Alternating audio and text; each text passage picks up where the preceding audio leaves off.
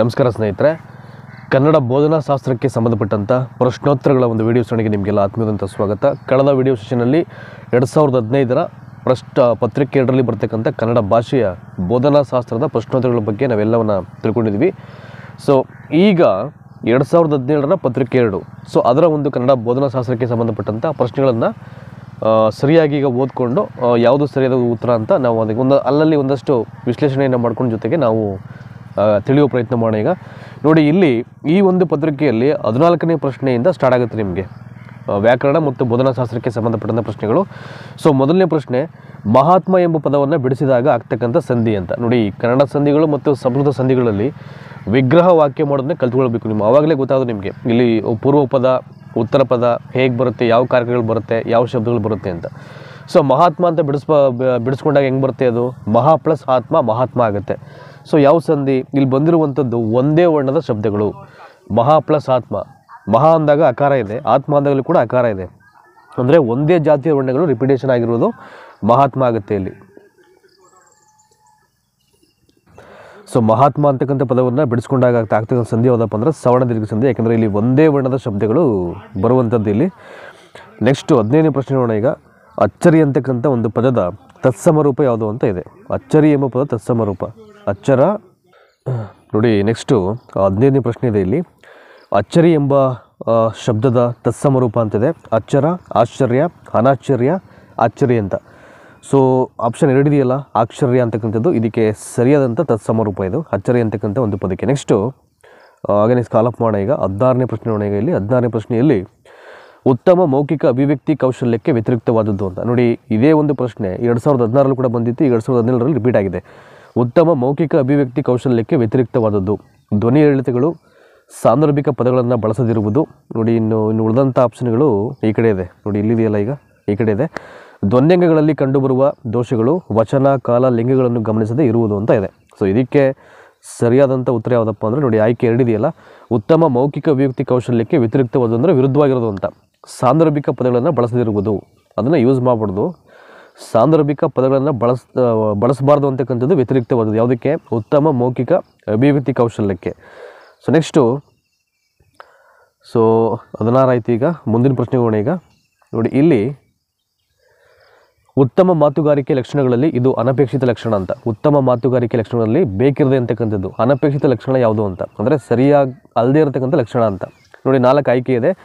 ಉದ್ದೇಶಪೂರ್ವಕವಾಗಿ ಮಾನಸಿಕ ಸಿದ್ಧತೆಯಿಂದ ಮಾತನಾಡುವುದು, ಮಾತಿನಲ್ಲಿ ಪದೇ ಪದೇ ಹಿಮರಳುವಿಕೆ ಇರುವುದು, ನಿರರ್ಗಳವಾಗಿ ಭಾವಪೂರ್ಣವಾಗಿ ಮಾತನಾಡುವುದು, ಧ್ವನಿ ಏರಿಳಿತ ಮತ್ತು ನಿಲುಗಡೆಯನ್ನು ಅನುಸರಿಸಿ ಮಾತನಾಡುವುದು ಅಂತ ಇದೆ.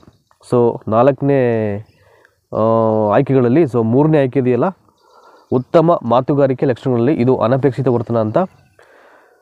ನಿರರ್ಗಳವಾಗಿ ಭಾವಪೂರ್ಣವಾಗಿ ಮಾತನಾಡುವುದು ಅಂತ ಇದೆ. ನೋಡಿ, ಇಲ್ಲಿ ನಿರರ್ಗಳವಾಗಿ ಭಾವಪೂರ್ಣವಾಗಿ ಮಾತನಾಡುವುದು ಇದು ಅನಪೇಕ್ಷಿತ. ನಿರರ್ಗಳವಾಗಿ ಭಾವಪೂರ್ಣವಾಗಿ ಮಾತನಾಡೋದು ಬೇರೆದು ಬರುತ್ತೆ, ಅದು ಉತ್ತಮ ಮಾತುಗಾರಿಕೆ ಲಕ್ಷಣ ಅಲ್ಲ ಅದು.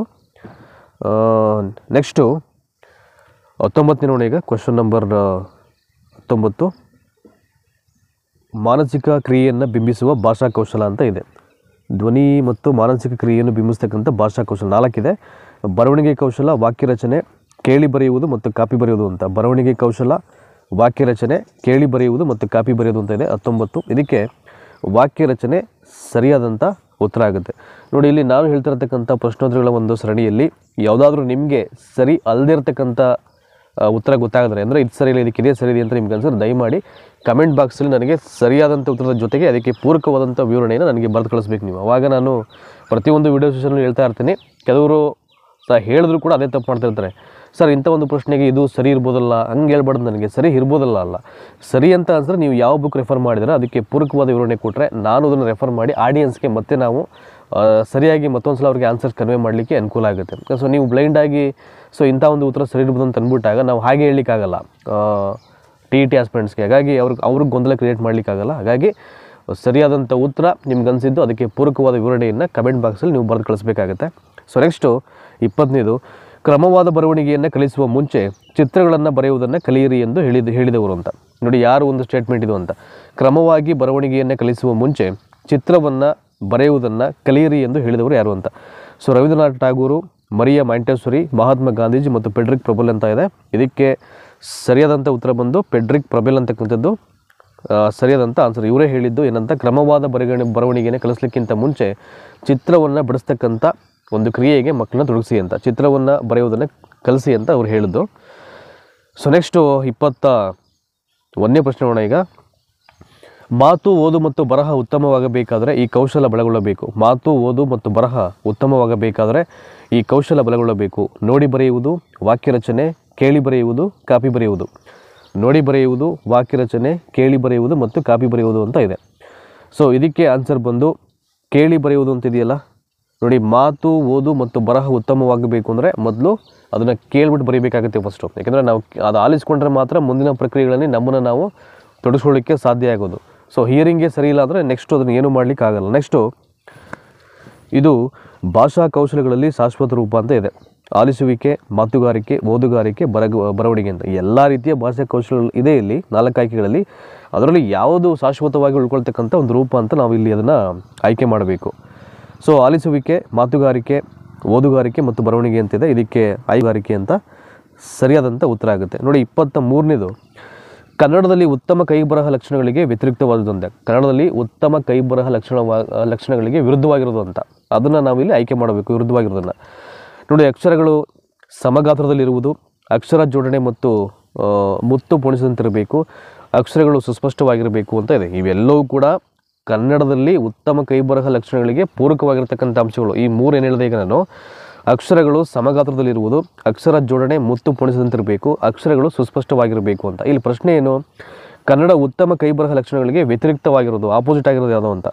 ನೋಡಿ, ಇನ್ನು ಉಳಿದಂಥ ಆಯ್ಕೆ, ಸೊ ಈ ಕಡೆ ಮೇಲ್ಗಡೆ ಇದೆ, ಬಲಭಾಗದಲ್ಲಿ ಕೊಟ್ಟಿರ್ತಾರೆ ಇದನ್ನು ನೋಡಿ. ಇಲ್ಲಿ ಅಕ್ಷರ ಮತ್ತು ಪದಗಳ ನಡುವೆ ಜಾಗ ಬಿಡದೆ ಬರೆಯಬೇಕು ಅಂತಿದೆಯಲ್ಲ, ಇದು ಇದಕ್ಕೆ ಸರಿಯಾದಂಥ ಆಯ್ಕೆ ಆಗುತ್ತೆ. ನೆಕ್ಸ್ಟು 24ನೇದು, ಮೂರ್ತದಿಂದ ಅಮೂರ್ತದ ಕಡೆಗೆ ಮತ್ತು ನಿರ್ದಿಷ್ಟದಿಂದ ಸಾಮಾನ್ಯ ಕಡೆಗೆ ಸಾಕ್ತಕ್ಕಂಥ ಬೋಧನಾ ಪದ್ಧತಿ ಯಾವುದು ಅಂತ ಹೇಳಿದರೆ, ಮೂರ್ತದಿಂದ ಅಮೂರ್ತದ ಕಡೆಗೆ ಮತ್ತು ನಿರ್ದಿಷ್ಟದಿಂದ ಸಾಮಾನ್ಯದ ಕಡೆಗೆ ಸಾಕ್ತಕ್ಕಂಥ ಬೋಧನಾ ಪದ್ಧತಿ ಸಂಪೂರ್ಣ ಪದ್ಧತಿ ಆಗುತ್ತೆ. ಬಟ್ ಒಂದೇ ಒಂದು ಸ್ಟೇಟ್ಮೆಂಟ್ ಇದ್ದರೆ ಅದು ನಿಗಮನ ಅನುಗಮನ ಅಂತ ನಾವು ಹೇಳ್ಬೋದಿತ್ತು. ಬಟ್ ಮೂರ್ತದಿಂದ ಅಮೂರ್ತ ಮತ್ತು ನಿರ್ದಿಷ್ಟತೆಯಿಂದ ಸಾಮಾನ್ಯತೆ ಕಡೆಗೆ ಸಾಕ್ತಕ್ಕಂಥ ಬೋಧನಾ ವಿಧಾನ ಪದ್ಧತಿ ಯಾವುದು ಅಂತ ಹೇಳಿದರೆ, ಸೊ ಹಾಗಾಗಿ ಇದು ಸಂಪೂರ್ಣ ಪದ್ಧತಿ ಆಗುತ್ತೆ. ಸೊ ನೆಕ್ಸ್ಟು 25ನೇ ಪ್ರಶ್ನೆ. ಈಗ ವ್ಯಾಕರಣ ಬೋಧನೆಯ ಸಂದರ್ಭದಲ್ಲಿ ಅನ್ವಯವಾಗದಿರುವ ಚಟುವಟಿಕೆ ಅಂತ. ವ್ಯಾಕರಣ ಬೋಧನೆಯ ಸಂದರ್ಭದಲ್ಲಿ ಅನ್ವಯವಾಗದಿರೋದು, ಸೊ ಗ್ರಾಮರನ್ನು ಟೀಚ್ ಮಾಡಬೇಕಾದ್ರೆ ಕ್ಲಾಸ್ ರೂಮ್ಸಲ್ಲಿ ರಿಲೇಟೆಡ್ ಅಲ್ಲದಿರತಕ್ಕಂಥ ಒಂದು ಆ್ಯಕ್ಟಿವಿಟಿ ಯಾವುದು ಅಂತ, ಸಂಬಂಧ ಪಡೆದಿರತಕ್ಕಂಥ ಒಂದು ಆ್ಯಕ್ಟಿವಿಟಿ. ಸಮರ್ಪಕವಾಗಿ ಲೇಖನ ಚಿಹ್ನೆಯನ್ನು ಅಳವಡಿಸಿ ಬರೆಯುವುದು, ವರ್ಣಗಳ ವಿನ್ಯಾಸ ಗುರುತಿಸಿ ಕಾಗುಣಿತ ಸ್ಪಷ್ಟ ಅರಿವನ್ನು ಮೂಡಿಸುವುದು, ವ್ಯಾಕರಣ ನಿಯಮಗಳನ್ನು ಕಂಠಪಾಠ ಮಾಡಿಸುವುದು, ಸುಸಂಬದ್ಧ ರಚನೆ ಮತ್ತು ಪ್ರಯೋಗವನ್ನು ಅಭ್ಯಾಸ ಮಾಡಿಸುವುದು ಅಂತ ಇದೆ. ನೋಡಿ, 2ನೇದು ಇದೆಯಲ್ಲ ಇಲ್ಲಿ, ವರ್ಣಗಳ ವಿನ್ಯಾಸವನ್ನು ಗುರುತಿಸಿ ಕಾಗುಣಿತ ಸ್ಪಷ್ಟ ಅರಿವನ್ನು ಮೂಡಿಸುವುದು, ಇದು ಅಪ್ಲಿಕೇಬಲ್ ಆಗಲ್ಲ ಇದಕ್ಕೆ. ಇನ್ನು ಉಳಿದವು ಎಲ್ಲವೂ ಕೂಡ ಅನ್ವಯ ಆಗುತ್ತೆ. ವರ್ಣಗಳ ವಿನ್ಯಾಸವನ್ನು ಗುರುತಿಸಿಬಿಟ್ಟು ಕಾಗುಣಿತ ಸ್ಪಷ್ಟ ಅರಿವನ್ನು ಮೂಡಿಸುವುದು, ಇದು ಅನ್ವಯವಾಗಿರತಕ್ಕಂಥ ಚಟುವಟಿಕೆ ಆಗುತ್ತೆ. ನೋಡಿ, 26ನೇದು, ವಿದ್ಯಾರ್ಥಿಯ ಕಲಿಕಾ ದೌರ್ಬಲ್ಯಗಳನ್ನು ನಿಖರವಾಗಿ ಪತ್ತೆ ಹಚ್ಚಲು ಕೈಗೊಳ್ಳುವ ಪರೀಕ್ಷೆ. ಕಲಿಕಾ ದೌರ್ಬಲ್ಯಗಳು, ಇದಂತೂ ಎಲ್ಲ ಪೇಪರ್ಲು ವಿದ್ಯಾರ್ಥಿ ಪ್ರಶ್ನೆ. ವಿದ್ಯಾರ್ಥಿಯ ಕಲಿಕಾ ದೌರ್ಬಲ್ಯಗಳನ್ನು ನಿಖರವಾಗಿ ಪತ್ತೆ ಹಚ್ಚಲು ಕೈಗೊಳ್ತಕ್ಕಂಥ ಪರೀಕ್ಷೆ ಯಾವುದಪ್ಪ ಅಂದರೆ ಸಾಧನೆಯ ಪರೀಕ್ಷೆ, ಪ್ರಮಾಣದ ಪರೀಕ್ಷೆ, ಬುದ್ಧಿಶಕ್ತಿ ಪರೀಕ್ಷೆ, ನೈದಾನಿಕ ಪರೀಕ್ಷೆ ಅಂತ ಇದೆ. ನೋಡಿ, ಯಾವುದು 26ನೇ ಪ್ರಶ್ನೆ. ಇದಕ್ಕೆ ಇಂಟೆಲಿಜೆನ್ಸ್ ಟೆಸ್ಟ್ ಅಂತ. ವಿದ್ಯಾರ್ಥಿ ಇರತಕ್ಕಂಥ ಪ್ರತಿಯೊಂದು ಕಲಿಕಾ ದೌರ್ಬಲ್ಯವನ್ನು ಪತ್ತೆ ಹಚ್ಚಲಿಕ್ಕೆ ಬಳಸ್ತಕ್ಕಂಥ ಎಕ್ಸಾಮ್ ಯಾವುದಪ್ಪ ಅಂದರೆ ಅದು ಬುದ್ಧಿಶಕ್ತಿ ಪರೀಕ್ಷೆ ಆಗುತ್ತೆ. ನೆಕ್ಸ್ಟು 27ನೇ ಪ್ರಶ್ನೆ ನೋಡೋಣ. ಈಗ ವಿದ್ಯಾರ್ಥಿಗಳ ಓದುಗಾರಿಕೆ ಕೌಶಲದ ಕಲಿಕೆ ಹಾಗೂ ಅಭ್ಯಾಸಕ್ಕೆ ನೆರವಾಗುವ ಸಾಧನೆಗಳು ಅಂತ. ವಿದ್ಯಾರ್ಥಿಗಳ ಓದುಗಾರಿಕೆ ಕೌಶಲದ ಕಲಿಕೆ ಹಾಗೂ ಅಭ್ಯಾಸಕ್ಕೆ ನೆರವಾಗುವ ಸಾಧನೆಗಳು: ಕಥೆ ಪುಸ್ತಕಗಳು ಮತ್ತು ದಿನಪತ್ರಿಕೆಗಳು, ಕಂಪ್ಯೂಟರ್ಗಳು ಮತ್ತು ದೂರದರ್ಶನ, ಪ್ರಬಂಧ ಮತ್ತು ಪ್ರಶ್ನೋತ್ತರ ರಚನೆ, ಸಂಪನ್ಮೂಲ ಪುಸ್ತಕ ಮತ್ತು ಅಭ್ಯಾಸ ಪುಸ್ತಕ ಅಂತ ಇದೆ. ಕಥೆ ಪುಸ್ತಕಗಳು ಮತ್ತು ದಿನಪತ್ರಿಕೆಗಳು, ಕಂಪ್ಯೂಟರ್ಗಳು ಮತ್ತು ದೂರದರ್ಶನ, ಪ್ರಬಂಧ ಮತ್ತು ಪ್ರಶ್ನೋತ್ತರ ರಚನೆ, ಸಂಪನ್ಮೂಲ ಪುಸ್ತಕ ಮತ್ತು ಅಭ್ಯಾಸ ಪುಸ್ತಕ ಅಂತ ಇದೆ. 27ನೇದು ನೋಡಿ, 4ನೇದು ಇದೆಯಲ್ಲ. ಸೊ ವಿದ್ಯಾರ್ಥಿಗಳ ಓದುಗಾರಿಕೆ ಕೌಶಲದ ಕಲಿಕೆ ಹಾಗೂ ಅಭ್ಯಾಸಕ್ಕೆ ನೆರವಾಗ್ತಕ್ಕಂಥ ಸಾಧನೆಗಳು ಯಾವುದಪ್ಪ ಅಂದರೆ, ಒಂದು ವಿಷಯಗಳನ್ನು ಒಂದು ಒಳಗೊಂಡಿರ್ತಕ್ಕಂಥ ಒಂದು ಪುಸ್ತಕ, ಅದನ್ನು ಸಂಪನ್ಮೂಲ ಪುಸ್ತಕ ಅಂತ ಹೇಳ್ತಾರೆ. ಇನ್ನೊಂದು ಪ್ರಾಕ್ಟೀಸ್ ಬುಕ್, ಅದು ಅಭ್ಯಾಸ ಪುಸ್ತಕ. ಇವೆರಡೂ ಪುಸ್ತಕಗಳು ಸೊ ವಿದ್ಯಾರ್ಥಿಗಳ ಓದುಗಾರಿಕೆ ಕೌಶಲದ ಕಲಿಕೆ ಹಾಗೂ ಅಭ್ಯಾಸಕ್ಕೆ ನೆರವಾಗ್ತಕ್ಕಂಥ ಸಾಧನೆಗಳು ಇವು. ನೆಕ್ಸ್ಟ್ 28, ಹಿಂದೆ ಜರುಗಿದ ಘಟನೆಗಳನ್ನು ಮಾತ್ರವಲ್ಲದೆ ವರ್ತಮಾನದ ಹಾಗೂ ಭವಿಷ್ಯದ ಘಟನೆಗಳನ್ನು ಒಳಗೊಂಡಿರುವ ಪಠ್ಯಪುಸ್ತಕ ಈ ತತ್ವವನ್ನು ಪ್ರತಿಬಿಂಬಿಸುತ್ತೆ ಅಂತ. ಹಿಂದೆ ಜರುಗಿದ ಘಟನೆಗಳನ್ನು ಮಾತ್ರವಲ್ಲದೆ ವರ್ತಮಾನದ ಹಾಗೂ ಭವಿಷ್ಯದ ಘಟನೆಗಳನ್ನು ಒಳಗೊಂಡಿರುವ ಪಠ್ಯಪುಸ್ತಕ ಈ ತತ್ವವನ್ನು ಪ್ರತಿಬಿಂಬಿಸುತ್ತದೆ ಅಂತಿದೆ. ಶಿಶು ಕೇಂದ್ರಿತ, ಚಟುವಟಿಕೆ ಕೇಂದ್ರಿತ, ಚಾರಿತ್ರಿಕ ಮತ್ತು ಸಮಕಾಲೀನ. ಇದಕ್ಕೆ ಸರಿಯಾದಂಥ ಉತ್ತರ ಬಂದು ದಟ್ ಈಸ್ ಸಮಕಾಲೀನ ತತ್ವ ಇದೆಯಲ್ಲ, ಇದು ಇದಕ್ಕೆ ಸರಿಯಾದಂಥ ಉತ್ತರ ಆಗುತ್ತೆ. ಸೊ ನೆಕ್ಸ್ಟು ಮತ್ತೊಂದು ಪ್ರಶ್ನೆ ನೋಡೋಣ. ಈಗ 29ನೇದು ನೋಡಿ, ಇಲ್ಲಿ ಎಡಭಾಗದಲ್ಲಿದೆ. ಈಗ 29ನೇ ಪ್ರಶ್ನೆ ನೋಡಿ, ಇಲ್ಲಿ ಸುಮಧುರ ಗೀತೆಗಳು, ಕವಿಗಳ ಭಾಷಣಗಳು ಮತ್ತು ಸಂದರ್ಶನಗಳನ್ನು ತರಗತಿಯಲ್ಲಿ ಆಲಿಸಲು ಬಳಸಬಹುದಾದಂಥ ಸಂಪನ್ಮೂಲ ಸಾಧನ ಅಂತ ಯಾವುದು ಅಂತ. ಸುಮಧುರ ಗೀತೆಗಳು, ಕವಿಗಳ ಭಾಷಣಗಳು ಮತ್ತು ಸಂದರ್ಶನಗಳನ್ನು ತರಗತಿಯಲ್ಲಿ ಆಲಿಸಲು ಬಳಸಬಹುದಾದಂಥ ಸಂಪನ್ಮೂಲ ಸಾಧನ ಯಾವುದು ಅಂತ ಇದೆ. ಬಾನುಲಿ, ಧ್ವನಿಸುರುಳಿ, ಶಿರೋನ್ನತ ಪ್ರಕ್ಷೇಪ ಮತ್ತು ಚಿತ್ರಪಟಗಳು. ಸೊ ಈ ಒಂದು ಪ್ರಶ್ನೆಗೆ ಧ್ವನಿಸುರುಳಿ ಇದೆಯಲ್ಲ, ಇದು ಭಾಳ ಪೂರಕವಾದಂಥ ಉತ್ತರ ಆಗುತ್ತೆ. ಯಾಕೆಂದರೆ ಸುಮಧುರ ಗೀತೆಗಳನ್ನು ಆಲಿಸಬೇಕು ಅಂದರೆ ಧ್ವನಿಸುರುಳಿ ಬೇಕು, ಕವಿಗಳ ಭಾಷಣ ಕೇಳಬೇಕು ಅಂದರೂ ಧ್ವನಿಸುರುಳಿ ಬೇಕಾಗುತ್ತೆ. ಇನ್ನು ಸಂದರ್ಶನಗಳನ್ನು ಕೂಡ ನಡೆಸಬೇಕು ಅಥವಾ ಅದಾಗಿರ್ತಕ್ಕಂಥ ಸಂದರ್ಶನಗಳನ್ನು ಕೇಳಿಸಬೇಕು ಅಂದ್ರೂ ಅಲ್ಲಿ ಧ್ವನಿಸುರುಳಿ ಬೇಕಾಗುತ್ತೆ. ಹಾಗಾಗಿ ಸಂಪನ್ಮೂಲ ಸಾಧನ ಯಾವುದಪ್ಪ ಅಂದರೆ ಆಯ್ಕೆ 2 ಆಗುತ್ತೆ ಇದಕ್ಕೆ. ಸೊ ಈ ಒಂದು ವಿಡಿಯೋ ಸೆಷನ್ನ ಕೊನೆಯ ಪ್ರಶ್ನೆ ಇದು. 2017ರ ಪತ್ರಿಕೆ 2ರ ಕನ್ನಡ ಭಾಷೆಯ ಬೋಧನಾ ಶಾಸ್ತ್ರದ ಪ್ರಶ್ನೋತ್ತರಗಳ ಕಡೆಯ ಪ್ರಶ್ನೆ ಇದು. ಭಾಷಾ ತರಗತಿಯಲ್ಲಿ ಒತ್ತು ನೀಡಬೇಕಾಗಿರುವುದು ಅಂತ. ಭಾಷಾ ತರಗತಿಯಲ್ಲಿ ಒತ್ತು ನೀಡಬೇಕಾಗಿರುವುದು ಭಾಷಾ ಶುದ್ಧತೆ, ವ್ಯಾಕರಣಬದ್ಧ ಪ್ರಯೋಗಕ್ಕೆ, ಸಹಜ ಸಂವಹನ ಮತ್ತು ಅಭಿವ್ಯಕ್ತಿಗೆ ಮತ್ತು ವಿಷಯ ಗ್ರಹಿಕೆಗೆ ಅಂತ ಇದೆ. ಸಹಜ ಸಂವಹನ ಮತ್ತು ಅಭಿವ್ಯಕ್ತಿಗೆ ಅಂತಿದೆಯಲ್ಲ, ಇದು ಇದಕ್ಕೆ ಸರಿಯಾದಂಥ ಉತ್ತರ. ಸೊ ಸುಮಾರು 15ರಿಂದ 20 ಪ್ರಶ್ನೆಗಳಿಗೆ ಈಗ ಎಲ್ಲವನ್ನು ನೀವು ಐ ಥಿಂಕ್ ಇಲ್ಲಿ ತಿಳ್ಕೊಂಡಂಗೆ ಆಗುತ್ತೆ. ಈಗ ಈ ಒಂದು ಬೋಧನಾಶಾಸ್ತ್ರಕ್ಕೆ ಸಂಬಂಧಪಟ್ಟಂಥ ಪ್ರಶ್ನೋತ್ತರಗಳನ್ನು ಸೊ ದಯಮಾಡಿ ಇದೇ ರೀತಿ ಎಲ್ಲ ಸೆಷನ್ನು ಕಂಟಿನ್ಯೂ ಆಗ್ತಾ ಇರುತ್ತೆ. ಎಲ್ಲವನ್ನು ಒಂದನ್ನು ಬಿಡದೆ ನೀವು ಅದನ್ನು ನೋಡ್ತಕ್ಕಂಥ ಒಂದು ಪ್ರಯತ್ನ ಮಾಡಿ. ನಾನು ಆವಾಗಲೇ ಹೇಳಿದಾಗೆ ಸೊ ಕೆಲವೊಂದು ಪ್ರಶ್ನೆಗಳಿಗೆ ಉತ್ತರವನ್ನು ಹೇಳಬೇಕಾದಾಗ ನಾನು ಹೇಳಿದೆ ನಿಮಗೆ ತಪ್ಪು ಅಂತ ಇನ್ ಕೇಸ್ ಅನಿಸಿದ್ರೆ ನಾನು ಎಲ್ಲವನ್ನು ಪ್ರಿಪೇರಾಗಿ ಹೇಳಿರ್ತೀನಿ. ಬಟ್ ಆದರೂ ನನ್ನ ಗಮನಕ್ಕೆ ಬರದೆ ಯಾವ್ದಾದ್ರು ತಪ್ಪಾಗಿ ಹೇಳಿದ್ರೆ ದಯಮಾಡಿ ಅದನ್ನು ಎಕ್ಸ್ಕ್ಯೂಸ್ ಮಾಡಿ. ಸೊ ನಿಮಗೆ ಯಾವುದು ಸರಿ ಅಂತ ಅನಿಸುತ್ತೋ ಅದನ್ನು ಕಮೆಂಟ್ ಬಾಕ್ಸಲ್ಲಿ ಅದನ್ನು ಹೇಳಿ, ಕ್ವಶನ್ ನಂಬರ್ ಹಾಕ್ಬಿಟ್ಟು ಅದಕ್ಕೆ ಪೂರಕವಾದ ವಿವರಣೆಯನ್ನು ಸೊ ಬರೆದು ಕಳಿಸಿ. ಸೊ ಖಂಡಿತವಾಗ್ಲೂ ಅದನ್ನು ನಾನು ಓದ್ಕೊಂಡು ಮತ್ತೆ ಆಡಿಯನ್ಸ್ಗೆ ಕನ್ವೆ ಮಾಡ್ತೀನಿ. ಸೊ ಇಂಥ ಒಂದು ಪ್ರಶ್ನೆ ತಪ್ಪಾಗಿತ್ತು, ಇದು ಸರಿಯಾಗಿದೆ ಅಂತ. ಸೊ ಆ ನಿಟ್ಟಲ್ಲಿ ನಾವೆಲ್ಲರೂ ಕೂಡ ಇಲ್ಲಿ ಪ್ರಯತ್ನ ಮಾಡೋಣ. ಧನ್ಯವಾದ ಈ ಒಂದು ವಿಡಿಯೋನ ನೋಡೋದಕ್ಕೆ. ಆ್ಯಂಡ್ ಬಿಫೋರ್ ದಟ್ ಇದನ್ನು ಸ್ಟಾಪ್ ಮಾಡಲಿಕ್ಕಿಂತ ಮುಂಚೆ ಫೇಸ್ಬುಕ್ ಪೇಜನ್ನು ಫಾಲೋ ಅಪ್ ಮಾಡಿ. ಲಿಂಕು ಡಿಸ್ಕ್ರಿಪ್ಷನ್ ಬಾಕ್ಸಲ್ಲಿ ಕೊಟ್ಟಿದ್ದೀನಿ ನಾನು. Thank you so much.